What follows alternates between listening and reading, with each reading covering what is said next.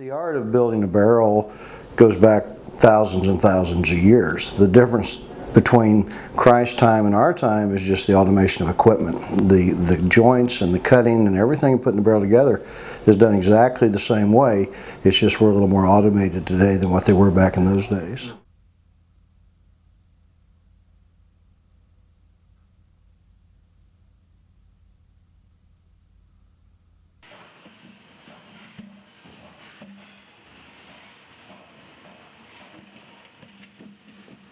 We purchase logs delivered to us here in this location. We do not do any logging ourselves.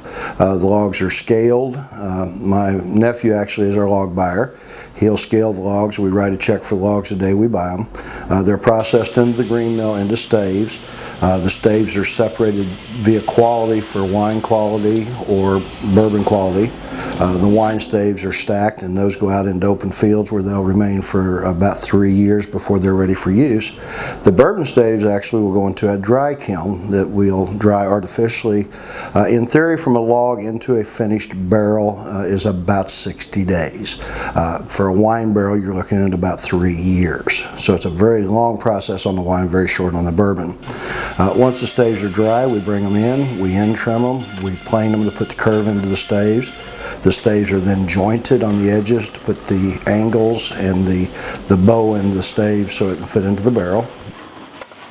They're raised into the barrel, and that's the reason why you have the angles on the staves. When they fit together, they have to be a perfect fit so that the pressure will allow the moisture to come through the joint.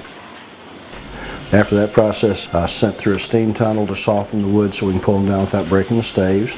The steam line is where you put the raised barrel in, and it'll go down through it, and it heats the barrel up and moisturizes it so we can pull it down in the top without breaking the staves. The windlass in the original days was a cable that you used with a foot pedal which ratcheted down, and it would pull this top down so you put the big heavy truss ring on the end. Today, the windlass is actually ran by air. It is run by wind. Our charging system lays barrels on their side and it closes down. We actually use propane to start the barrel on fire. Then the barrel is allowed to naturally burn until we get to what's called a number 3 or number 4 alligator char. And basically what it is, it just looks like charcoal. And by charcoaling the inside of the barrel, you're bringing the vanilla flavors out to the surface to go into the whiskey. And it also adds a caramel color to the whiskey over time.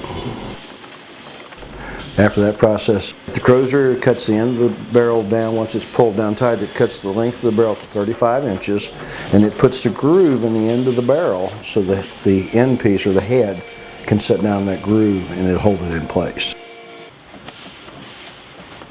The heads are placed in it, and then you put this head ring on, or hoop, and that is the next process. You go through the hoop driver, which drives all the hoops down into place. At that point, it's ready for testing. The testing, that once the barrel is completely tight, we'll drill a bung hole in the bung stave. We'll put a couple gallons of water in the barrel. We'll pressurize it up to about 25 pounds of pressure. At that point, if there's something going to leak in the barrel, a bad joint, a knot, a streak or something, a hole, it's going to leak. And we can repair most all leaks at that point. Every barrel we build at one point will have whiskey in it. There are no cull barrels because of defects. We'll take the defects out and replace them with good staves. The bourbon barrels predominantly go to Kentucky, some to Tennessee, mostly Kentucky. That's where the distilleries are. 80% of the whiskey distilleries will be in the Kentucky area.